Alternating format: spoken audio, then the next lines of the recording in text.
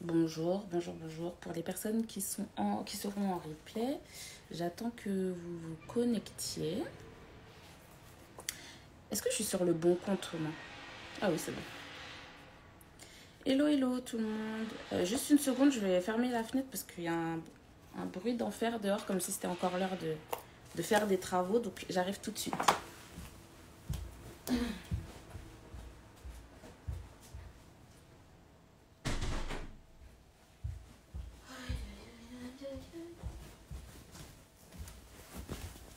Hello, hello. Alors, bonsoir, bonsoir tout le monde. Donc ça fait longtemps que je ne suis pas venue en live. Parce que la flemme et parce que j'ai pas le temps. Mais j'espère que vous allez bien et que vous êtes prêtes pour ce live donc, qui s'appelle Propriétaire pour la première fois. Donc pour tout le monde, en fait, je fais ce live aujourd'hui parce que en fait, aujourd'hui, ça fait 10 ans, jour pour jour, que je suis passée chez le notaire pour la première fois pour devenir propriétaire. Alors, bon, à l'époque, j'étais avec le père de mon fils, ce qui n'est plus le cas, mais bon, à l'époque, c'était le cas. Donc, du coup... Ah, mais vous êtes super nombreux déjà! 166 personnes. Bon, bah, on va commencer tout de suite. Allez, let's go, let's go. Alors, je vais vous raconter un petit peu mon histoire de première fois avec la propriété et éventuellement partager avec vous quelques, pas des astuces, mais voilà des petits points à ne pas oublier et surtout, je vais prendre du temps pour répondre à vos questions parce que j'aime pas trop parler que de moi et j'aime surtout pas parler toute seule. Alors, ce qu'il faut savoir donc, c'est que j'ai acheté en 2013, mais j'ai acheté sur plan, donc en VFA. Donc en VFA, ça veut dire quoi déjà VFA? Vente en l'état futur d'achèvement. Voilà, donc j'ai acheté sur plan, donc ce qui fait qu'effectivement je suis devenue propriétaire en 2013, mais en fait j'étais propriétaire de rien du tout puisque l'immeuble n'était même pas encore construit et il a été livré donc 2 ans plus tard, donc en 2015. Donc c'est depuis 2015 que j'habite dans l'appartement où je suis toujours d'ailleurs. Et voilà, il faut que je raconte un petit peu les péripéties. Donc ce qu'il faut savoir, c'est que moi j'ai toujours voulu être propriétaire parce que mon père était propriétaire et donc moi pour moi je pensais que enfin pour moi la normalité c'était d'être propriétaire. Donc quand j'ai été locataire, pour moi c'était vraiment en mode voilà, c'est passager avant d'être propriétaire. Donc j'avais toujours cette idée en tête que je voulais devenir propriétaire, à tel point que quand j'étais en apprentissage, je me souviendrai toujours, j'étais partie à l'époque à Épinay, dans une bulle de vente, c'est pareil, c'était pour un programme neuf, et je voulais acheter, et donc j'étais avec le père de mon fils à l'époque, et donc on va dans la bulle de vente, et donc elle nous demande, la commerciale qui était là, quels sont les revenus. Donc mon copain il donne ses revenus, moi je donne mes revenus. Après elle nous demande quel type de contrat. Donc mon copain il était en CDI et puis moi je dis que je suis en contrat d'apprentissage. Et là elle me regarde et elle me fait un regard, mais franchement ça m'a transpercé le cœur. Elle m'a dit mais mademoiselle, elle m'a pas dit vous êtes folle, mais moi j'ai entendu vous êtes folle en fait. Parce qu'elle me dit mais il n'y a aucune banque qui va vous prêter pour acheter alors que vous êtes apprenti en fait. Et moi, pour moi, je me disais, je sais pas, je peux payer un loyer, donc je peux aussi payer un crédit. Je voyais pas trop la différence entre payer 600 euros de loyer et 600 euros, voire 500 euros de crédit, parce que c'était il y a longtemps, hein, donc c'était pas cher. Et donc là, je me suis dit, ah ben mince et tout, je savais pas. Donc pour vous dire d'où est-ce que je partais, j'avais quel âge? 22, 23 ans, un truc comme ça. Mon fils, il était né, donc je devais avoir dans les 22 ans, un truc comme ça. Et là, je me rends compte, ah ok, d'accord, pour acheter, faut être en CDI et tout. Donc, j'apprends un peu sur le tas, parce que même si mon père était propriétaire, il m'a jamais raconté comment ça se passe pour acheter. En fait, mon père, il a acheté, mais en fait, il a acheté, je pense, parce que ma grand-mère lui a dit d'acheter et que ma mère voulait acheter. Et donc, lui, il était là, bon, ok, faut acheter. Mais je crois qu'il n'était pas forcément très impliqué dans le projet. Donc ça c'était ce que je vous dis, j'étais encore à l'école, donc c'était entre 2008, 2009, 2010 par là. En tout cas j'étais pas encore en CDI. Donc je commence à travailler, d'abord j'ai un CDD et puis finalement je signe mon CDI, le Saint Graal en France quand on veut faire des achats immobiliers. Voilà, faut le CDI, c'est comment on appelle ça, le pass, le joker, le passeport pour pouvoir acheter. Et donc là, je me mets à la recherche de biens. Donc il faut savoir que moi, j'habitais à Rueil-Malmaison dans le 92, donc une ville très sympa, vraiment sympathique, mais aussi chère que sympathique. Donc je me suis vite rendu compte que j'avais pas les moyens d'acheter à Rueil. Donc même s'il y avait des aides dans le 92, parce que c'est tellement cher qu'ils donnaient en fait, qu'ils abondaient je crois sur les prêts à taux zéro, un truc comme ça. Donc ce que j'ai fait, c'est que comme je connaissais un peu rien, je suis passée par... Enfin, est-ce que j'ai demandé à ma banque? J'étais à la Société Générale, je me souviens plus si j'ai demandé à la Société Générale, mais de toute façon la Société Générale, c'était tellement cher, je crois, je sais plus. Mais en tout cas, j'ai demandé à la Poste, à la Banque Postale. J'ai demandé à meilleur taux. Donc, si je peux vous donner un conseil, hein, c'est d'interroger votre banque et ensuite un courtier. Donc, le courtier, vous lui dites à quelle banque vous avez déjà demandé. Comme ça, comment dire, lui, il ne va pas redemander exactement à la même banque. Mais ça ne sert à rien de demander à 15 banques et d'aller voir un courtier pour qu'il aille présenter votre dossier aux mêmes banques. Ça ne sert absolument à rien. Donc, moi, comme j'avais déjà contacté la Poste, et donc la banque postale, c'était une grande aventure aussi. Mais bon, à la fin, c'est eux qui m'ont financé quand même. Donc, alors, il y a Lady Cherinor qui demande est-ce que le live va être enregistré? Oui, il sera enregistré. Donc, mais à l'époque, alors ce qu'il faut savoir, parce qu'aujourd'hui tout le monde dit ah les taux sont hyper hauts, etc. Ah, j'ai oublié de sortir mon offre, mais moi, l'offre que j'avais eue à l'époque, elle était 3,50 dans ces eaux-là. Et ouais, c'était dans les 3,50 et voilà quoi, c'était les taux et c'était bas parce que j'avais d'autres propositions à 4, etc. Donc à l'époque, donc on était en 2013, hein, donc je cherchais le financement.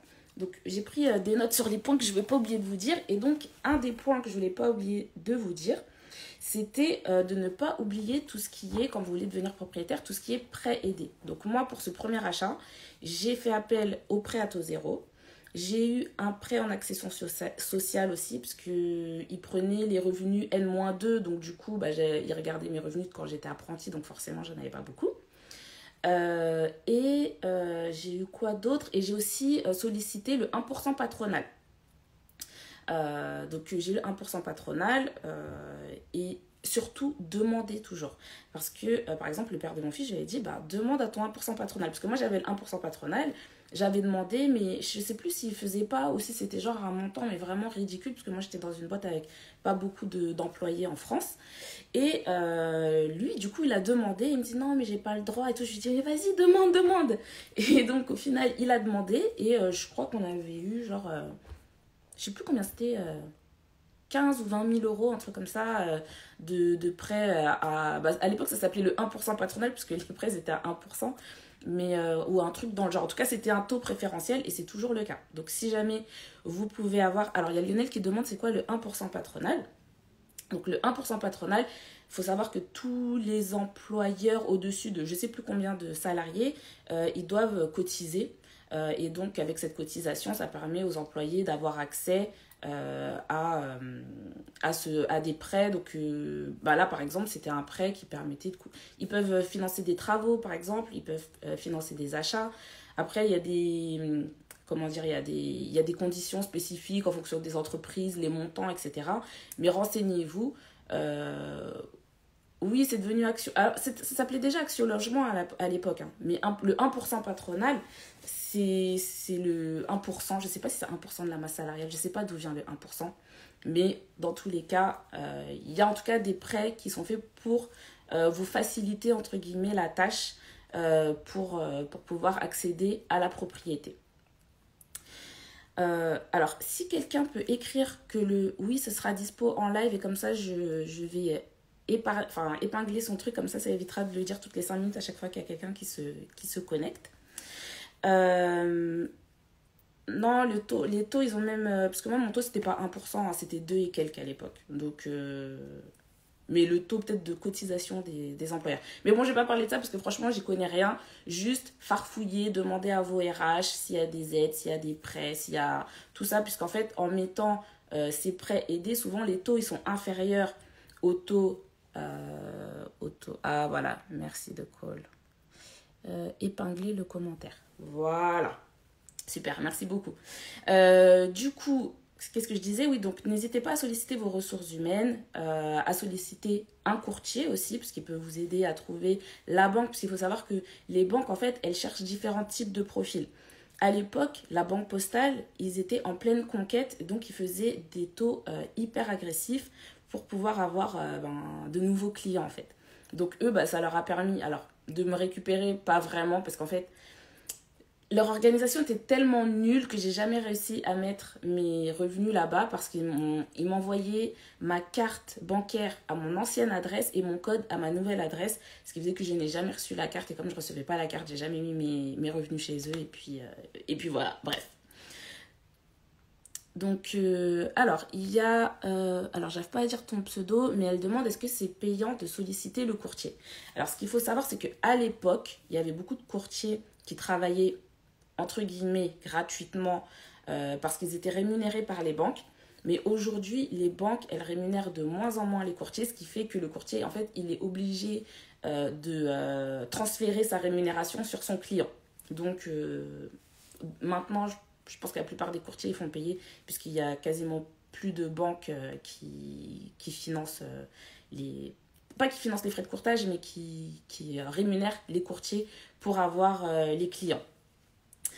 Donc, et la rémunération, ça dépend, ça peut être un pourcentage ou ça peut être un montant, enfin ça dépend parce que moi j'ai plusieurs, j'ai fait, en fait, comme j'ai fait plein de prêts, du coup j'ai eu plusieurs situations. Une fois j'ai payé des frais, c'était un frais fixe, genre de dossier, je sais plus, c'était 450 €. Mais je pense que la personne a été rémunérée par et le promoteur et par la banque. J'ai payé des frais négociés parce que c'était un gros montant de rachat. Et le premier courtier du coup que j'avais sollicité à l'époque, j'étais pas passée par eux parce que la banque postale, ils étaient tellement agressifs au niveau de leur taux qu'elle m'a dit de toute façon je pourrais pas faire mieux qu'eux. Donc ça sert à rien de...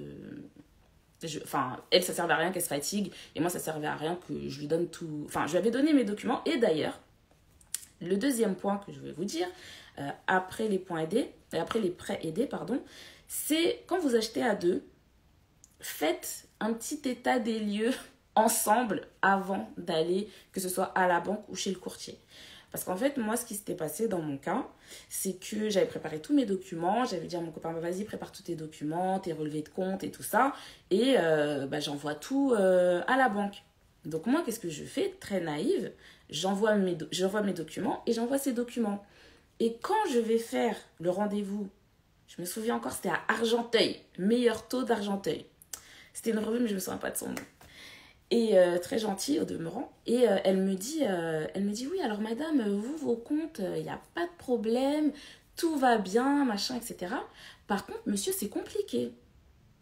Et là, franchement, quand tu arrives devant un professionnel comme ça, et tu sais, t'es toute fière, ah, j'ai envie d'acheter, tout, il y en a, tu avec tes documents, et qu'on te dit non, mais là, par contre, ça va pas. Franchement, c'était chaud, j'étais dégoûtée, j'avais la haine, mais bon, je pouvais pas le montrer, j'étais obligée de, voilà, garder la face. Et j'étais là, ah bon? Elle me dit, bah oui, parce que là, regardez, les agios, les machins et tout. Et c'est là que je découvre ce qui se passe vraiment chez moi, en fait. Et du coup, voilà, le conseil que je peux vous donner, mettez-vous, voilà, autour de la table. Si vous avez un projet d'achat, discutez bien, regardez les comptes, parce qu'en fait, c'est très important de bien regarder vos comptes, parce qu'il faut présenter des comptes propres à la banque. Si jamais on vient avec des comptes voilà, qui sont un peu bizarres, beaucoup de jours à découvert, etc., et ben du coup, c'est pas bon en fait. C'est juste pas bon. Et en fait, le truc, c'était que... C'est là que j'ai découvert plein de choses sur les relevés de banque, par exemple. Parce que moi, je savais pas... Parce que je connaissais pas les agios, les découverts et tout ça. Parce que moi, j'ai toujours eu pour principe que si j'ai 10 €, je vais dépenser 10 € ou 9,99 €. Mais je vais jamais dépenser 11, 12. Vous voyez, des trucs comme ça. Et en fait, le problème, c'est que quand t'es avec quelqu'un qui n'a pas forcément la même gestion, etc., tu sais, tu fais pas gaffe parce que tu as l'impression que tout le monde est comme toi en fait. Et c'est là que j'ai découvert, voilà, que sur le relevé, il y a le nombre de jours que tu as passé à découvert par trimestre, les agios qui sont prélevés, etc. Donc du coup, ouais, j'étais très très très déçue sur le coup, vraiment déçue. Mais voilà, c'est comme ça. Après, on n'a pas tous la même gestion. Il a d'autres qualités. Donc voilà. Mais sur cette partie-là, vraiment, c'était vraiment pas bon. Donc voilà. Donc pour ce premier achat, comme je vous ai dit, donc regardez bien tous les prêts aidés dont vous pouvez bénéficier. Donc qui vont vous permettre d'avoir des taux soit prêts à taux zéro ou soit des taux réduits ou préférentiels. Ensuite, le deuxième point, donc, c'est de bien regarder, si vous achetez à deux, de regarder vos comptes à deux. Voilà, pour arriver à la banque vraiment tous les deux préparés et pas comme moi j'étais, ah ouais, moi je suis, voilà, je pompais l'up et tout. Et puis en fait, à côté, il était là, mais voilà quoi. Donc voilà, regardez bien vos comptes. Ensuite, moi j'ai acheté dans le neuf. Donc ce qu'il faut savoir, c'est que dans le neuf, les frais de notaire, ils sont réduits. Donc c'est de l'ordre de 2 à 3% à peu près sur le bien que vous allez acheter, contrairement où dans l'ancien, vous allez être plus sur du 8% à peu près, je sais pas, 7-8% sur de l'ancien. Cela dit, moi je suis quand même venue avec mon apport parce que j'étais très bonne élève. Voilà, je voulais montrer que j'avais des sous et tout ça. Donc j'avais mis 10 000 euros d'apport pour ce bien-là. Et par exemple, la banque postale, eux, ce qu'ils demandaient, c'était d'avoir minimum un mois d'échéance encore sur le compte quand on a donné en fait notre apport. Mais bon, moi j'avais pas mal d'argent de côté, puisque moi, comme je vous ai dit, j'ai toujours ce projet d'acheter, et ça par contre je le savais que c'était important d'avoir de l'apport. Donc je voulais avoir mon apport. Alors il y a une question, je suis vraiment désolée, ton pseudo j'arrive pas du tout à le lire. Le 8% des frais de notaire, c'est calculé sur la valeur du bien. Et ça s'appelle des frais de notaire, mais c'est pas des frais de notaire, hein. S'il y a des notaires qui sont connectés, je sais que ça vous fait mal à chaque fois qu'on dit ça, mais c'est des frais d'acte, on va dire. Et le notaire, il a une toute petite partie. Et la majorité des frais de notaire, en fait, c'est pas des frais de notaire, c'est des impôts, enfin des taxes. C'est de l'argent qui est collecté par le notaire et qui va dans les poches toujours des mêmes de l'État. Morane, ok, d'accord. Si tu reposes une question, je saurais dire ton prénom. Ok, Morane. Donc voilà, donc ça c'était la partie recherche de financement. Et d'ailleurs, je me rappelle le banquier de la banque postale. Donc quand je lui dis la ville où j'achète, qui était beaucoup moins cher que Royal Maison, il me dit, mais pourquoi vous achetez pas à Royal Maison? Et dans ma tête, j'étais en train de rigoler. Et je lui dis, bah, il me manque 100 000 euros. Parce que l'appartement qu'on a acheté coûtait 260 000 euros. Et à Roy, c'était plus de l'ordre de 360 000 euros pour avoir un 3 pièces. 3 pièces dans le neuf, et dans l'ancien, ça aurait pu être un peu moins cher. Peut-être 350, 330, je sais pas, mais 300 quelque chose. Et nous, on a acheté quelque chose à 260. Et après, il me dit... ah oui, c'est vrai qu'à Roy, on a beaucoup de gens qui achètent avec genre des apports de 100 000 euros. 100 000 euros sur la table avec les grands-parents qui s'y mettent, les parents, les grands-parents, les parents, etc.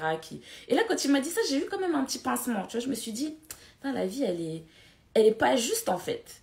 C'est pas juste parce qu'il y a des gens, leur chance, c'est d'être né dans une famille riche. Et moi, je suis pas née dans une famille riche, on n'est pas pauvre, mais mon père, il avait pas 50 000 euros à me donner en apport pour que je puisse.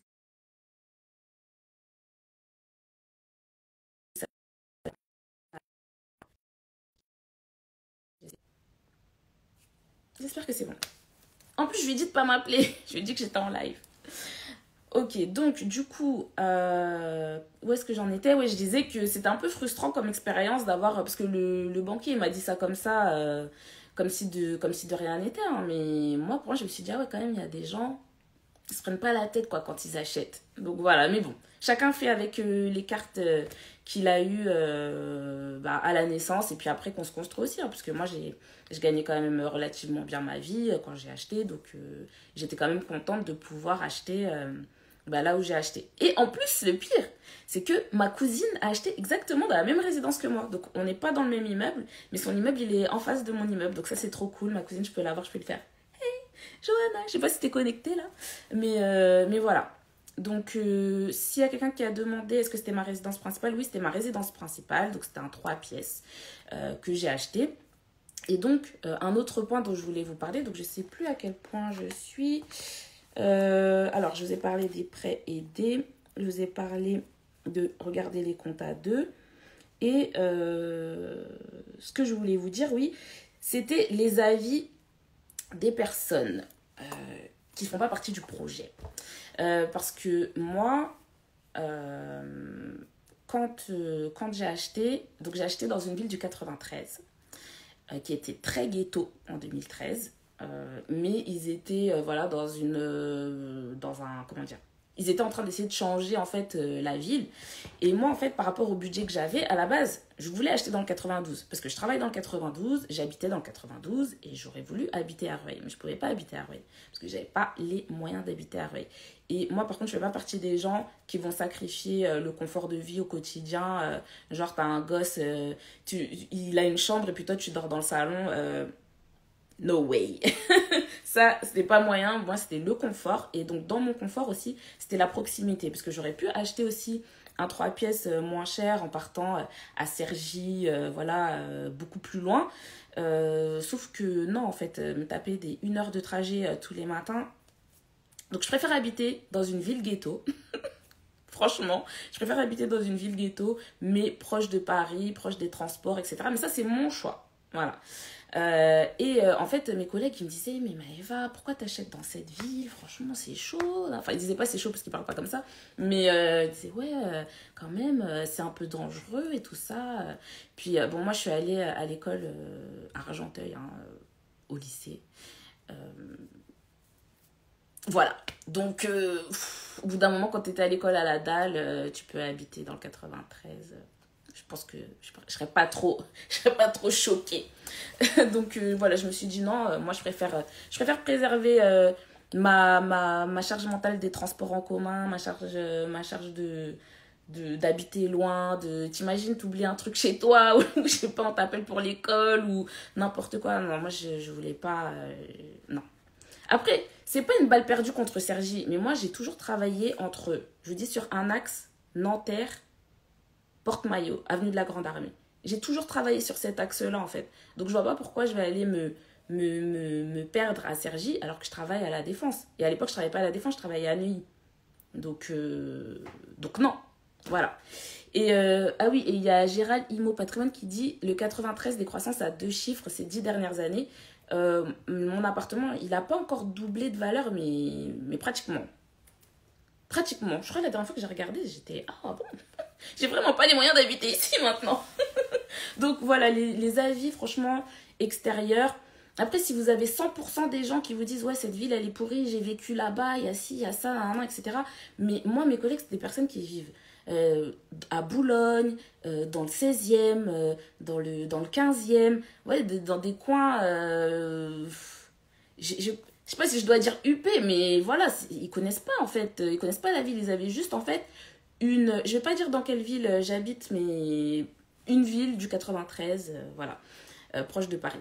Et donc, du coup, le problème, c'est que ces personnes-là, en fait, elles ont une projection sur ce qu'est le 93. Je pense que je leur aurais dit n'importe quelle ville du 93, ils m'auraient dit la même chose, en fait. Parce que c'est des personnes qui vivent pas dans le 93, qui connaissent pas la banlieue autre que la banlieue chic de Paris.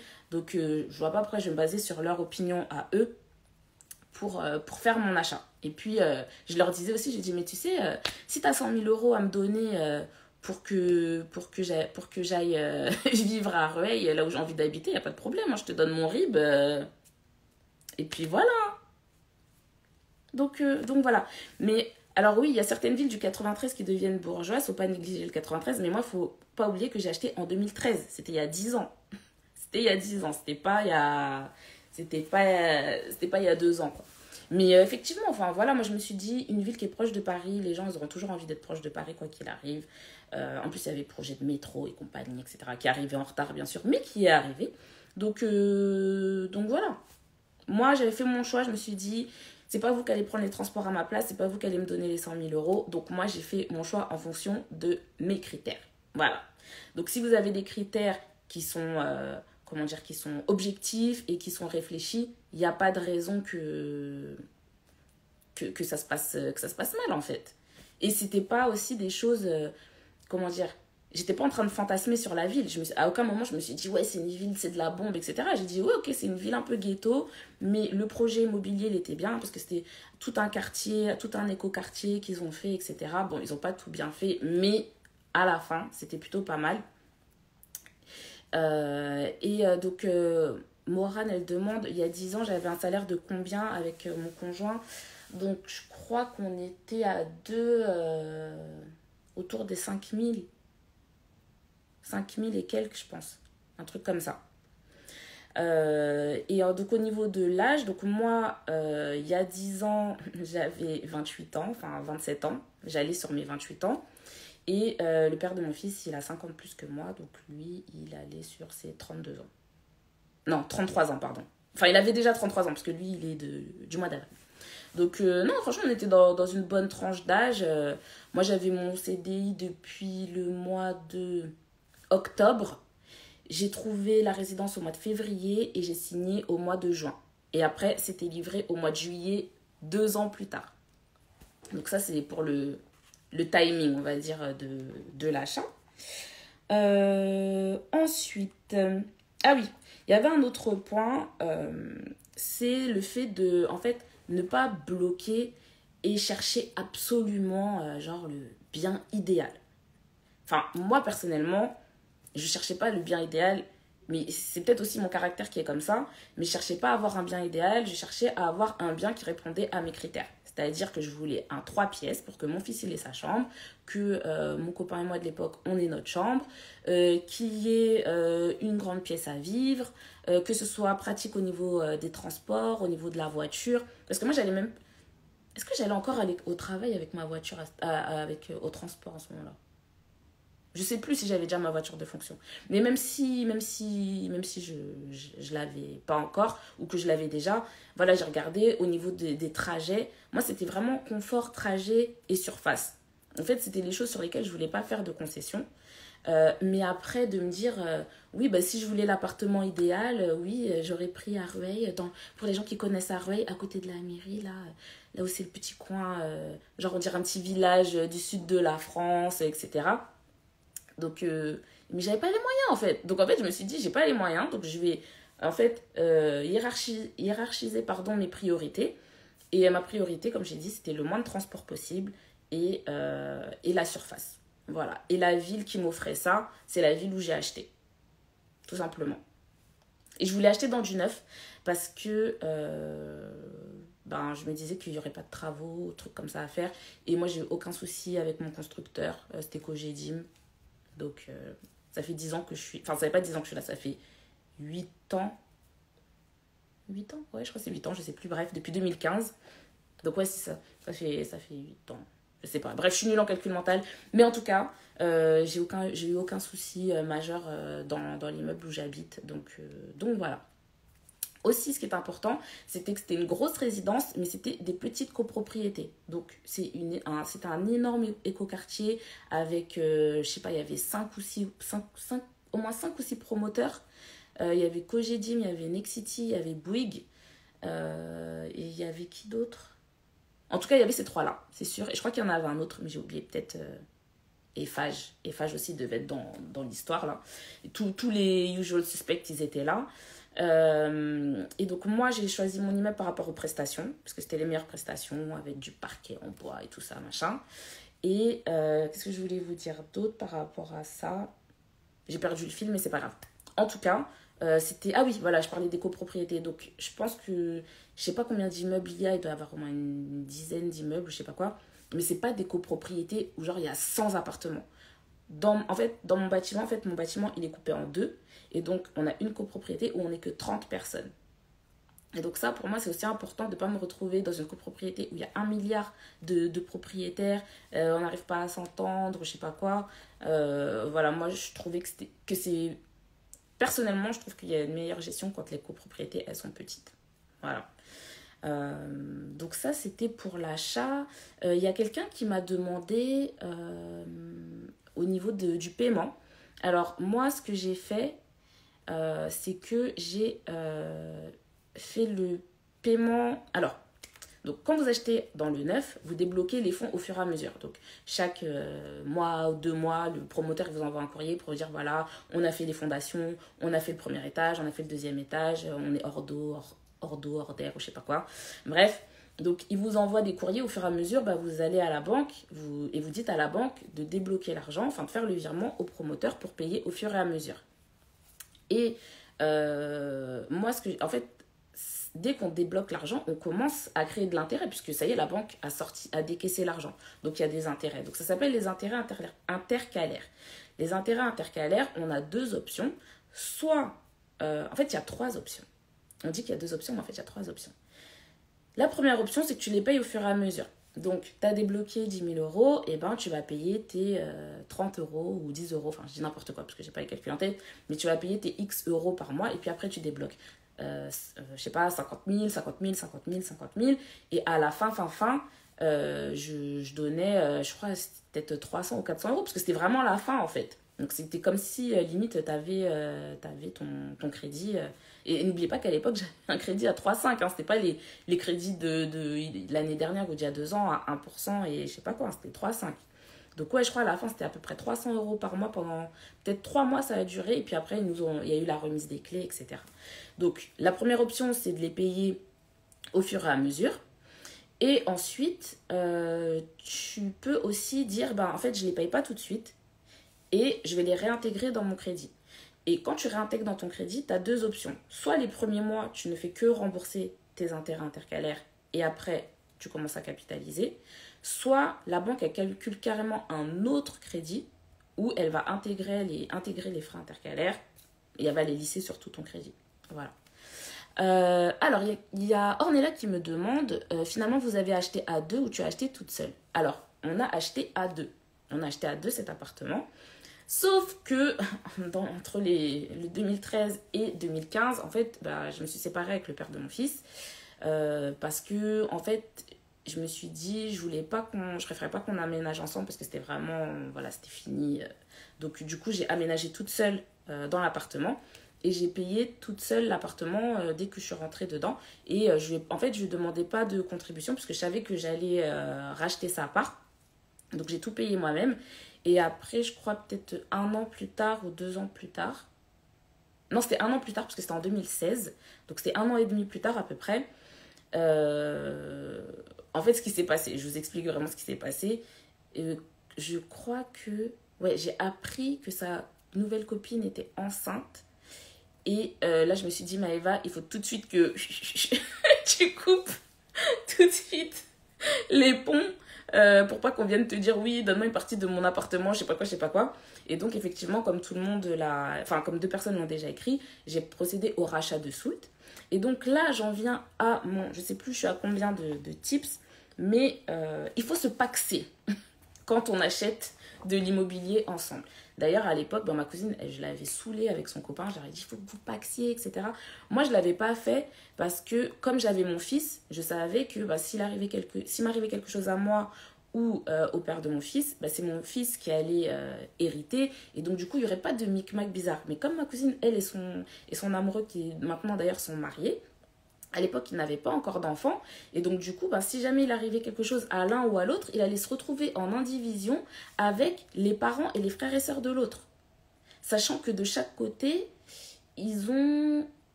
Ma cousine, elle a 2 frères et mon beau-frère, il a 2 sœurs, je crois. Oui, en tout cas, c'est sûr qu'il a 2 sœurs. Oui, il a 2 sœurs. Donc, du coup, se retrouver en indivision avec les 2 frères, la mère et le père, et de l'autre côté, les 2 sœurs, la mère et le père... Non, en fait, ça fonctionne pas. Donc, je leur avais dit, voilà, faites le Pax, faites un testament, comme ça, vous donnez vos parts, Donc, pour eux, j'avais bien, machin. Mais moi, pour moi, je l'avais pas fait puisque je m'étais dit que c'était pas nécessaire. Sauf que, quand j'ai procédé au rachat de Soult, non, mais le pire, en fait, quand tu fais le rachat de Soult, ah oui, il y a un truc que j'ai oublié de vous dire. Quand j'ai acheté avec mon copain, en fait, mon copain de l'époque, on a fait 70-30. Et moi, j'ai payé 70 et lui, il avait 30. On avait fait comme ça parce que, franchement, je gagnais quasiment le double de son salaire. Et aussi, lui, il n'avait pas envie d'acheter à la base.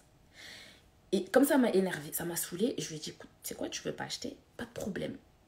ben, dans ce cas-là, tu prends que 30%, tu vois, et moi, je vais prendre 70%. Si ça peut te soulager, si ça peut te soulager ton anxiété, etc. Alors, j'étais pas très diplomate à l'époque. Franchement, comment dire, je suis pas facile à vivre. Faut le dire. Parce que je suis très chiante et je suis très... j'ai des idées très arrêtées, j'ai des objectifs et j'aime pas qu'on me mette des bâtons dans les roues pour me dire, voilà, non, mais on peut pas acheter. Et je lui dis, mais attends, on paye 1 000 € de loyer. Ah ouais, ça va changer quoi de payer 1 000 € de loyer ou 1 000 € de crédit? Bon, c'est pas exactement la même chose, hein, parce que ça, je vais vous le dire après. C'est pas exactement la même chose, mais dans le principe, on n'était pas à 100 ou même 200 € près. Donc, voilà.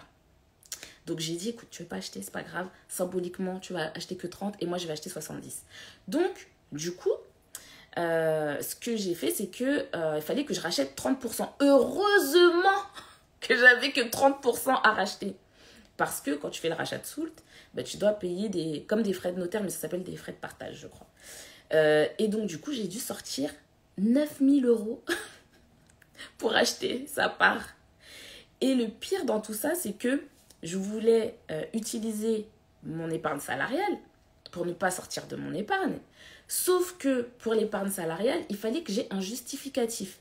Le problème, c'est que comme je rachetais, c'était un rachat de soult, il n'y avait pas de compromis de vente.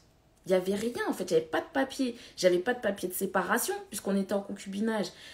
La fille, elle me dit, oui, donnez-moi un jugement du JAF, si vous voulez. Je regarde sur le site.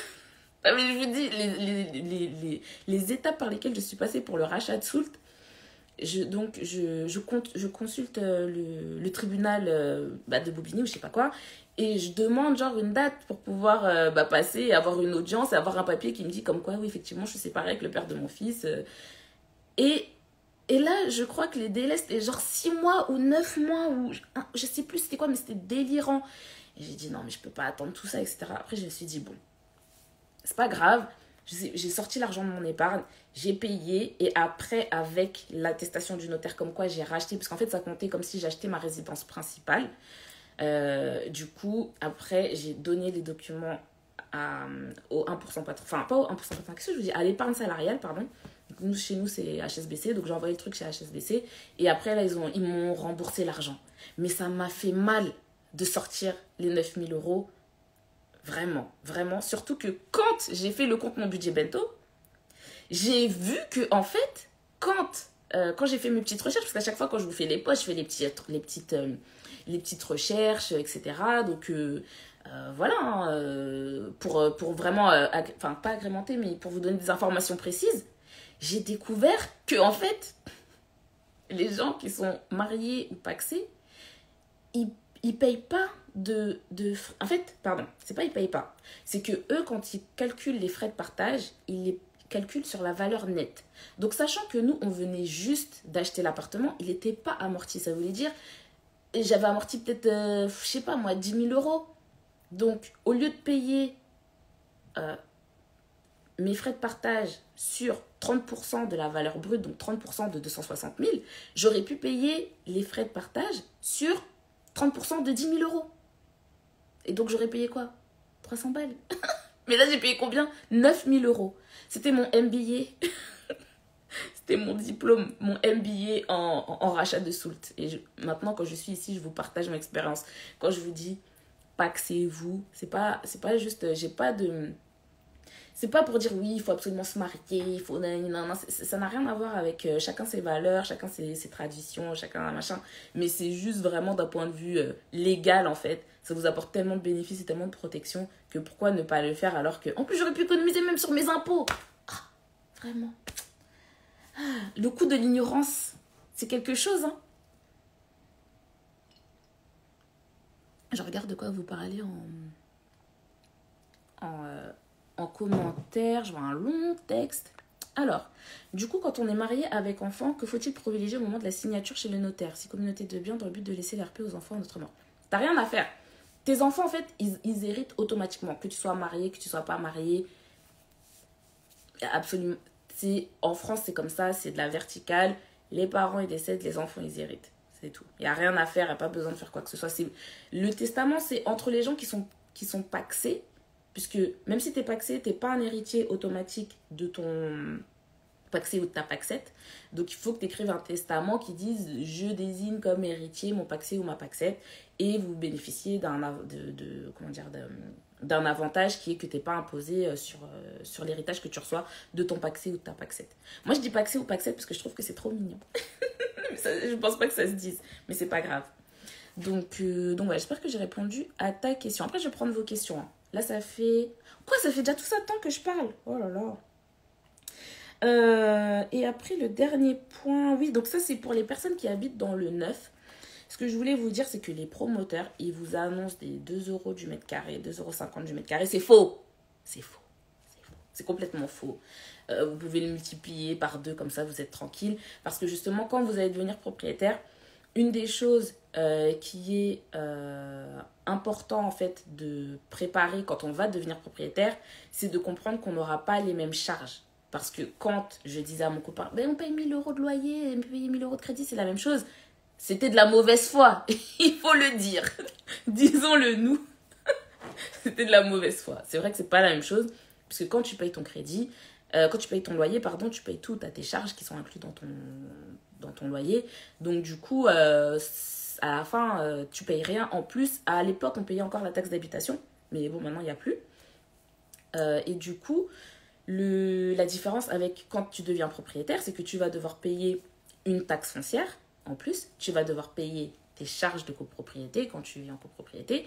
Et même quand tu as une maison, en fait, la maison, même si tu ne payes pas de charges de copropriété, il faut que tu payes des pseudo-charges de propriété en virtuel parce que le jour où il y aura des travaux à faire dans ta maison, tu vas pas faire une AG avec tes autres voisins pour qu'ils payent avec toi en fait.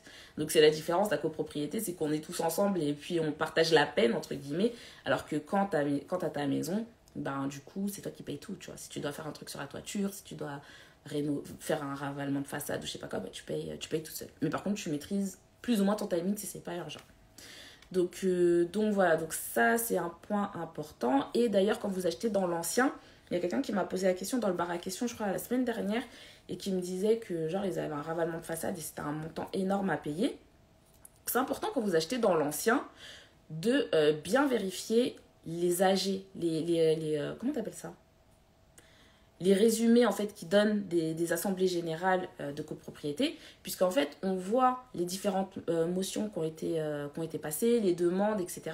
Et on peut demander, il date de quand le dernier ravalement? Parce que s'il date d'il y a 10-12 ans, le dernier ravalement, tu sais que ça va tomber sur le coin du visage dans pas longtemps. Donc effectivement, c'est important de bien lire. Ah voilà, PV d'AG, merci. Procès verbal d'assemblée générale. Merci bien. Vous suivez, hein. Donc voilà, le PV d'AG, c'est important de bien les lire. Vous pouvez les demander. De toute façon, je crois que maintenant, ça fait partie des trucs basiques. Ils vous donnent les 3 derniers, je crois. Ouais, je crois un truc comme ça. Mais voilà, c'est des choses qu'il faut prendre en compte quand vous achetez dans l'ancien, de vous dire que normalement, enfin moi j'ai acheté dans le neuf, franchement on n'a jamais eu de gros travaux. Vraiment dans le neuf c'est plus, ah ouais les charges en fait ça n'a rien à voir avec ce qu'ils t'ont annoncé à la base, parce qu'ils veulent pas te faire peur, parce que t'es locataire, que tu sais pas, tu vois. Mais l'avantage quand t'achètes dans l'ancien c'est qu'au niveau des charges, normalement c'est assez prédictible, sauf la partie, voilà, les gros travaux ou des travaux urgents, par exemple. Alors, du coup, ça fait déjà un moment que je parle. Donc, je vais juste vérifier que j'ai bien parlé de tous les points dont je voulais vous parler. Ouais, je pense que c'est bon. Alors, je vais prendre vos questions. Utilisez, s'il vous plaît, la boîte à questions. Comme ça, c'est plus facile parce que comme vous êtes nombreux à commenter, à parler en même temps, donc du coup, je ne pourrais pas suivre. Alors, tac.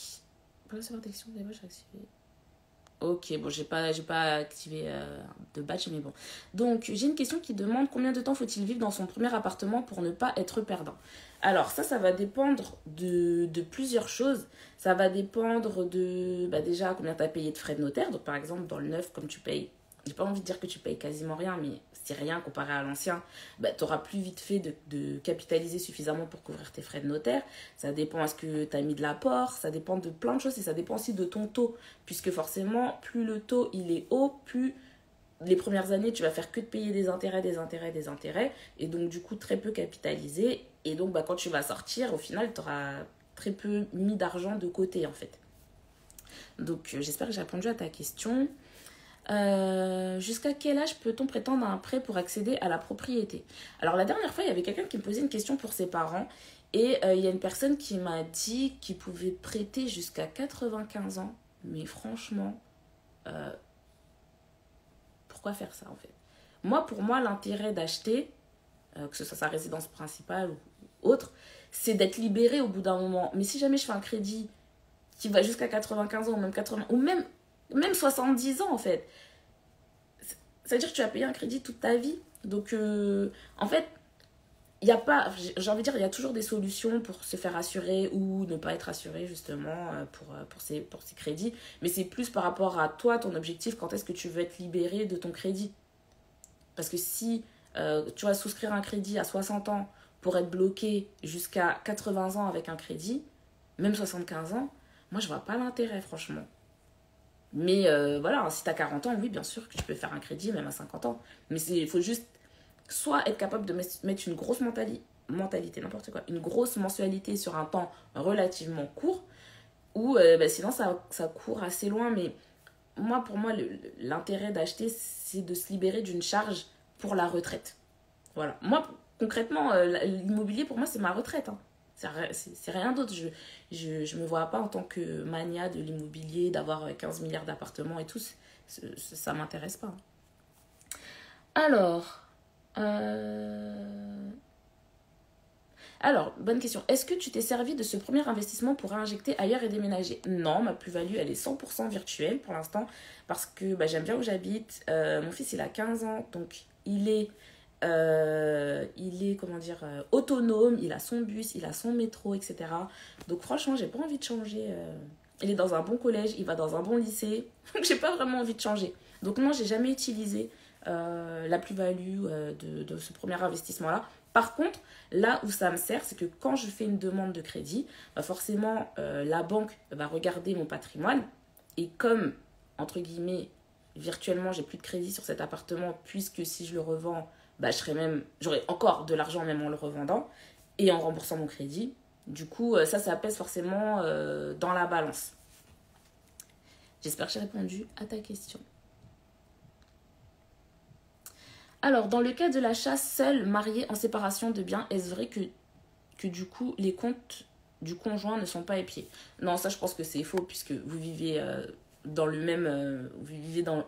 En fait, même si légalement, entre guillemets, vos comptes, votre argent n'est pas séparé, vous avez des charges ensemble. Donc, la banque a besoin de savoir quelles sont tes charges. Donc, elle a besoin de savoir comment l'argent est dépensé dans le couple. Merci pour Ju qui dit posez vos questions dans la boîte à questions. J'ai pas le temps de lire vos commentaires, je suis vraiment désolée. Alors il y a Nora qui demande tu rembourses encore à ce jour? Ouais, je rembourse encore pendant encore longtemps, mais mais il me reste encore combien d'années? Je sais plus combien d'années il me reste, mais genre vers 5 ans comme ça, j'aurai plus de crédit. Alors, peux-tu nous parler du moment de la livraison? Si tu as des retards, si c'est le cas, as-tu un geste de ton promoteur? Non, parce que le promoteur, en fait, il avait prévu hyper large de livrer en décembre 2015 et ils ont livré en juillet 2015. Donc, du coup, il n'y avait pas de retard. Au contraire, c'était en avance et c'était parfait parce que du coup, il n'y a pas besoin de changer d'école en cours de route et tout ça. Donc, c'était au top. Franchement, j'étais très contente avec Cogedim.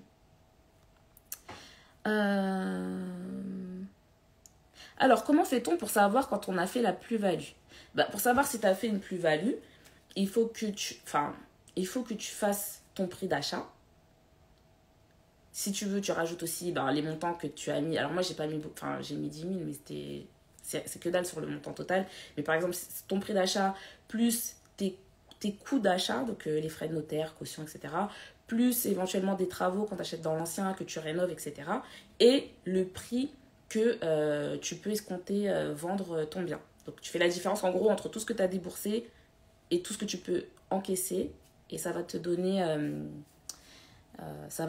ça, cette plus-value.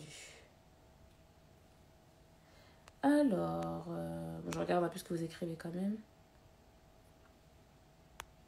Ah, c'est bien que vous répondez aux questions entre vous.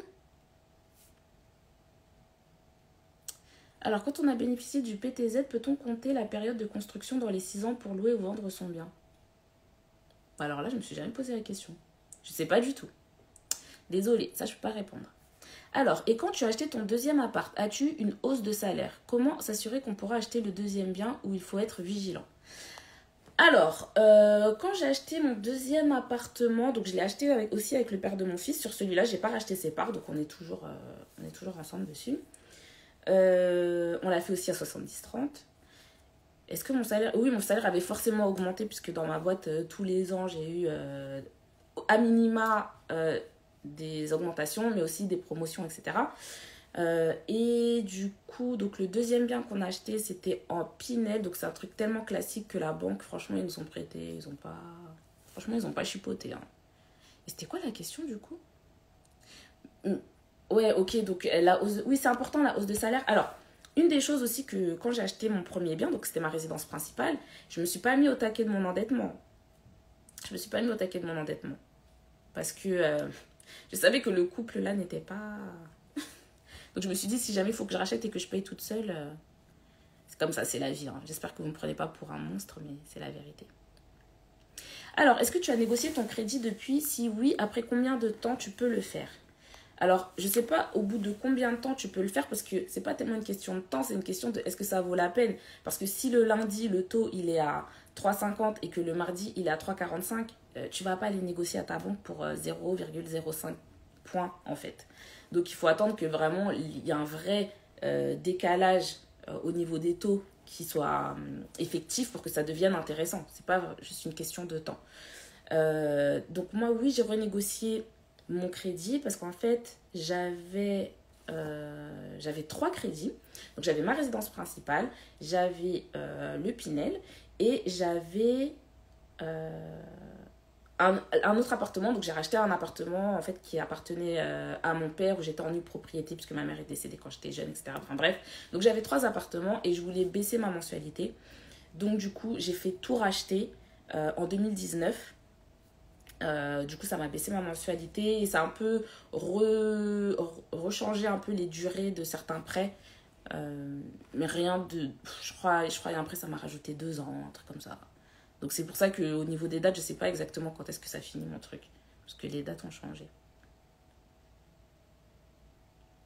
Alors, on entend souvent qu'acheter sa résidence principale est un frein quand on veut investir en IMO.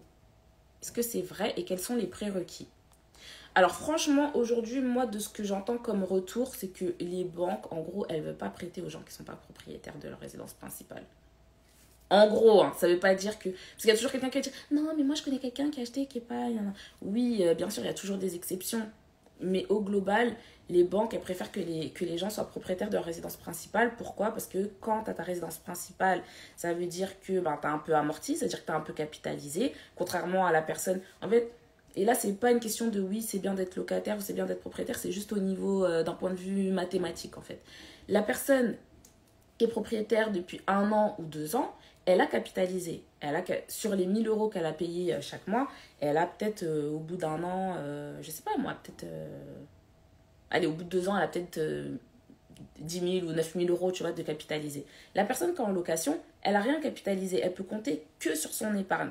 Et donc, si les deux personnes, entre la propriétaire et la locataire, elles épargnent exactement le même montant chaque mois, bah à la fin, la propriétaire, elle a toujours plus de patrimoine que la locataire, puisque elle, dans ses charges du quotidien, en fait, elle est en train de capitaliser. Donc, effectivement, après, par exemple, les personnes qui veulent vivre absolument dans Paris intramuros, bon, c'est tellement cher que est-ce que ça vaut la peine d'être propriétaire à Paris intramuros? Si t'as pas un gros apport, etc., je sais pas. Bon, après, je suis pas une fanatique de Paris intramuros. J'ai toujours vécu en banlieue et je m'en porte très bien. Et du coup, dans ce cas-là, oui, effectivement, tu peux plaider, entre guillemets, auprès de la banque que bah, tu vas pas acheter ta résidence principale parce que tu travailles à Paris, ta vie, elle est à Paris, etc., et que t'as pas les moyens d'acheter à Paris de toute façon. Donc, voilà, il y a toujours j'ai pas envie de dire des histoires parce que ça peut être perçu comme péjoratif, mais c'est plus en fait un argumentaire qui peut justifier, ou par exemple quelqu'un qui a un logement de fonction, bah, va jamais, enfin la banque va comprendre que cette personne-là ne va pas acheter sa résidence principale. Mais voilà, le son que j'entends beaucoup, c'est que les banques préfèrent en tout cas quand on a sa résidence principale, parce que ça montre aussi que tu sais rembourser un crédit immobilier. Et l'autre point, pardon, excusez-moi, c'est que si jamais tu es en défaut de paiement, comme tu es en train d'amortir ta résidence principale, en fait, ta résidence principale, elle commence, au fur et à mesure que tu capitalises, elle devient une garantie pour la banque. Parce qu'elle sait que, bon, bah, je vendrai les deux biens, puis à la fin, bah, elle aura plus rien, mais moi, je me serais remboursée. Alors, j'essaie de descendre un petit peu. Alors, quand on est propriétaire, doit-on faire payer un loyer à son partenaire? Bah non, moi franchement, je suis pas pour, mais ça c'est ma façon de voir. Je me dis, c'est moi qui est propriétaire, j'ai acheté mon bien toute seule, pourquoi est-ce que je vais te dire de payer un loyer en fait? Si t'es pas là, je dois quand même payer. Alors, alors comment faire pour négocier son assurance emprunteur? Passer par une autre banque si on n'a pas l'option prêt-relais ou bien solliciter des compagnies d'assurance type AXA? Alors, il y a des trucs que j'ai pas compris dans ta question, mais l'assurance emprunteur, maintenant avec la loi Lemoine, je crois, de toute façon, tu peux changer à n'importe quel moment. Il n'y a plus d'histoire de date anniversaire. Enfin, est-ce qu'il y a date d'anniversaire? Je crois qu'ils ont retiré le truc de date anniversaire. Donc, tu la prends dans ta banque. Après, tu peux changer comme tu veux. Moi, pour mon premier crédit, ouais, parce que moi, j'aime trop chercher sur Internet et tout. Donc, pour mon premier crédit que j'avais pris à la Banque Postale pour ma résidence principale, j'avais pas pris l'assurance de la Banque Postale. J'étais partie à la Massif et j'avais pris mon assurance emprunteur chez eux. Et c'était moins cher. Alors, il est déjà 22h03.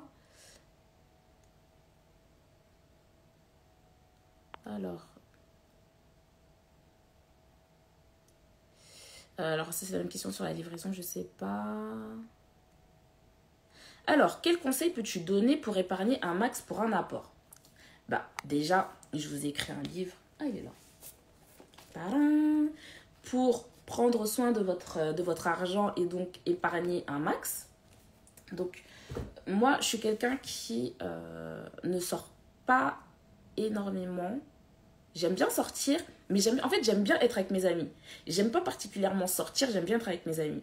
Et donc moi, comme j'ai eu mon fils très jeune, enfin très jeune, je l'ai eu à 22 ans, du coup, j'ai toujours eu l'habitude que mes copines, elles viennent à la maison.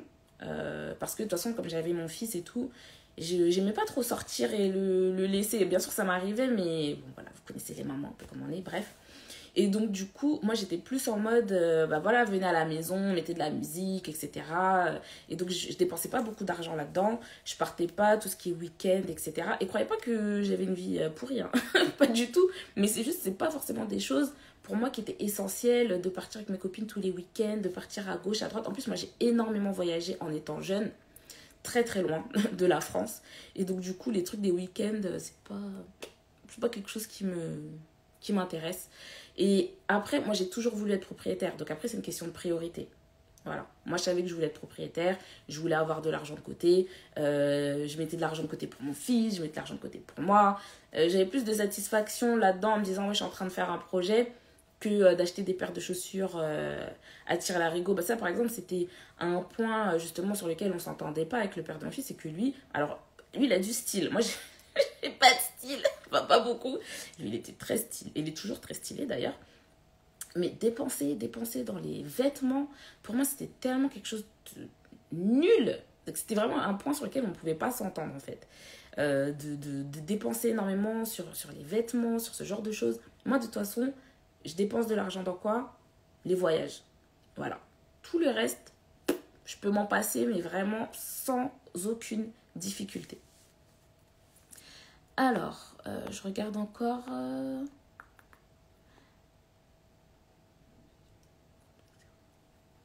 Alors, au niveau de la conversion... Alors, j'ai lu le début, j'ai pas lu la fin. Donc, il y a Léa qui demande, ton live tombe à pic, on signe la promesse d'achat jeudi, mais au niveau de la compte versée, pour quel montant tu penses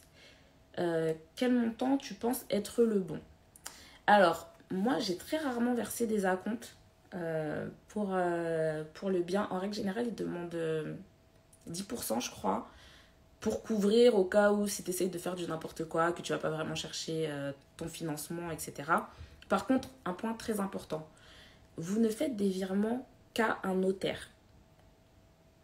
Quand vous faites un achat, c'est le notaire qui gère tout. Il y avait eu une histoire, je sais pas si c'était il y a 1 an ou un truc comme ça, d'un couple qui s'était fait arnaquer tous leurs rapports. Ils avaient été contactés par une personne qui s'était fait passer pour un courtier, Boursorama, enfin bref, ils avaient tout bien fait. Et ils avaient viré l'argent sur un compte Boursorama parce que soi-disant c'était Boursorama qui allait financer leurs biens. Mais en fait, on ne verse pas son apport à la banque. La banque va déduire de son prêt le montant de ton apport, mais ton apport, tu vas le verser au notaire. Et en fait, les deux notaires vont en fait de façon instantanée passer les fonds d'un compte à l'autre. Mais à aucun moment, en fait, ta banque, toi tu donnes ton apport au notaire, la banque verse l'argent au notaire, et c'est le notaire, quand tout le monde a fait sa petite signature, là maintenant signature électronique, que l'argent passe d'une main à l'autre. Mais le montant, ça se négocie, mais pourquoi tu vas le négocier, tu vois? Je sais pas. Excuse-moi, j'ai pas vraiment bien répondu à ta question. Alors, qu'est-ce que vous dites dans les commentaires? Oui, voilà, tu te souviens de cette histoire? Ouais, mais j'étais triste pour eux, et en même temps, j'étais un peu fâchée. Et je vais vous dire pourquoi. Parce que, en fait, déjà, la dame, dans son témoignage, elle disait ouais, qu'elle n'avait pas trop regardé et que c'était son mari qui s'occupait de tout. Et ça, déjà, ça m'avait un peu fâchée. Parce que, vous savez, toujours, je vous dis, vous ne pouvez pas être dans un couple et être touriste. Regarder, ça ne veut pas dire que vous ne faites pas confiance à la personne, mais qu'il y ait deux yeux qui regardent un dossier, qui lisent des documents, qui se renseignent sur les procédures, etc., forcément, vous allez mieux vous en tirer à deux que tout seul. Parce que tout seul, des fois, il y a des choses, pour moi, ça va me sembler évident, mais pour toi, peut-être, c'est pas évident. Donc, du coup, tu vas me poser la question. Du coup, je me dirais, peut-être qu'il faut que je vérifie. Enfin, voilà, quand on est en couple, on peut pas dire, ah, bah, c'est lui qui s'occupait de tout. Mais ça m'a fait de la peine pour eux parce que, enfin, franchement, les gens qui volent même des trucs à 5 euros, tu te dis, mais franchement, vous pouvez pas utiliser votre cerveau pour faire du bien au lieu de faire du mal et de faire chier les gens. Voilà. Alors,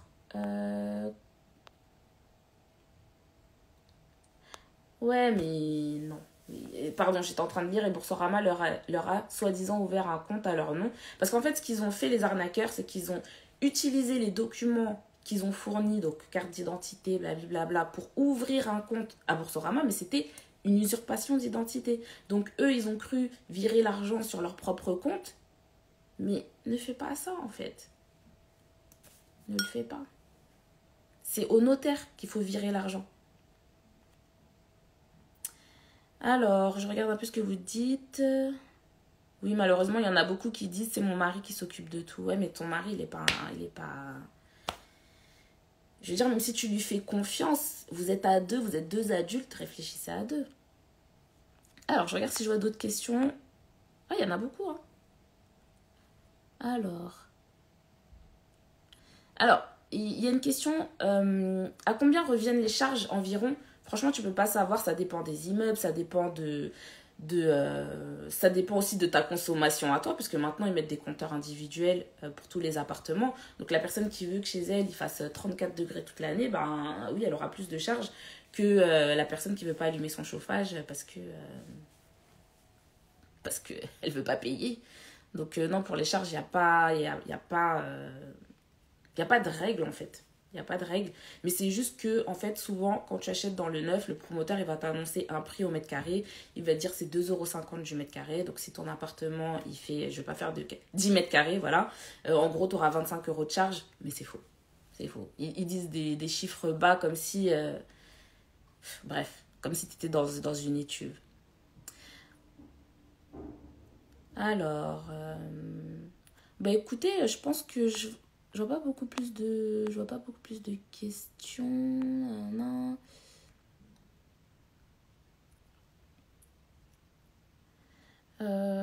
Alors, il y a Nali qui me demande combien as-tu acheté de biens immobiliers. Pas obligé de répondre. C'est pour savoir combien tu vis. Mais j'ai pas construit.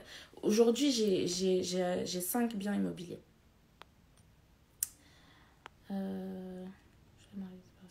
Ça, j'ai déjà répondu. Tac. Alors, il y a Yam qui demande, est-ce un piège de rester locataire en HLM?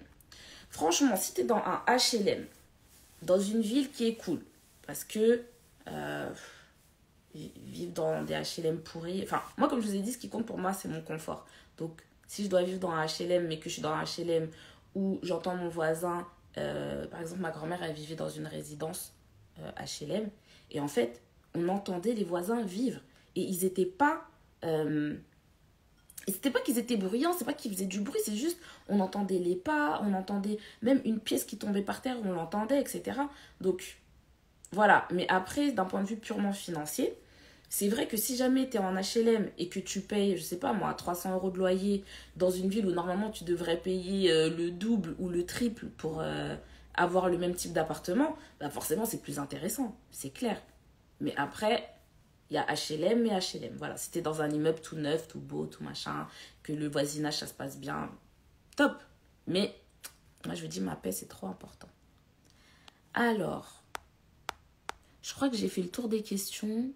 Ah, c'est quoi le taux d'usure? Bonne question. Alors, ce sera la dernière question, hein, je pense. Après, qu'est-ce que tu penses d'acheter? Après, je prendrai une dernière question sur le fait d'acheter seul. Alors, le taux d'usure, c'est en fait le taux maximal autorisé par la loi, parce que voilà, en islam, il y a l'usure, etc. Mais en France, dans la loi française, le taux d'usure, c'est le taux maximal auquel une banque ou un organisme de prêt, comme, je sais pas moi, CGTL et compagnie, CGTL, ouais, c'est ça, Cofidis et compagnie, ils peuvent te prêter au-dessus de ce montant-là. Eh ben, ils ne peuvent pas te prêter, c'est considéré comme étant illégal. Et donc là, le problème qu'il y avait eu ces derniers temps, c'était que les taux en fait de la BCE, ils augmentaient plus vite parce que c'était tous les 3 mois et donc du coup, la BCE, ils avaient le temps d'augmenter leur taux et donc les banques ne pouvaient plus prêter en dessous du taux d'usure et donc ça coupait le robinet. Bref, c'était tout un micmac. Et je crois que fin d'année dernière, ils ont changé et puis remettaient à jour tous les mois au lieu de tous les 3 mois pour pouvoir keep up avec les taux qui changeaient subitement et très fort. Alors, donc, qu'est-ce que tu penses d'acheter seul? Alors, acheter seul, c'est cool et c'est pas cool. Donc, c'est cool dans le sens où ben, t'es autonome, t'as pas quelqu'un qui te dit tu vas nous ruiner. Parce que moi, j'ai eu droit à ça. Tu vas nous ruiner. Ou quelqu'un qui s'implique pas. Qui est là mais qui est pas là, tu vois, enfin des fois c'est mieux de faire le truc, d'être à fond toute seule dans son projet, tu vois, t'as tes déceptions, t'as tes frustrations mais au moins tu sais pourquoi tu le fais. Après les inconvénients, bah forcément ta capacité d'emprunt bah c'est pas la même parce que t'es toute seule, voilà. Et aussi par rapport à la banque, bah quand la banque est prête sur 2 têtes, elle se dit qu'il y a 2 personnes qui peuvent prendre le relais. Quand t'achètes toute seule, bah t'assumes toute seule, ça veut dire qu'il faut vraiment que la banque ait confiance de dire bon cette meuf là elle va assumer en toute circonstance. Bien sûr, il peut arriver des choses qui font que tu vas plus gérer, mais en tout cas, tant que tu es dans la normalité, en fait, que tu vas gérer correctement. Alors,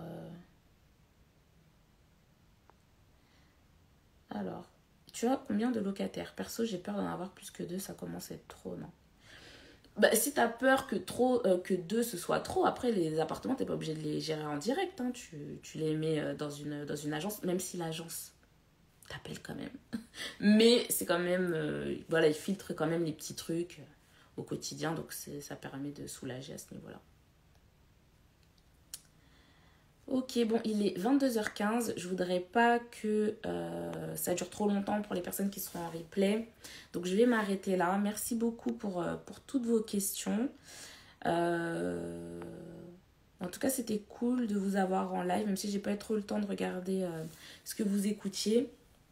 Vous allez pouvoir voir le replay pour les personnes qui sont arrivées en dernière minute. Vous étiez très nombreux, pratiquement 400 à un moment. Merci d'avoir été là. Là, je sens que ma voix est en train de partir. Donc voilà. Désolée, je reprends pas d'autres questions parce que sinon ça va jamais terminer.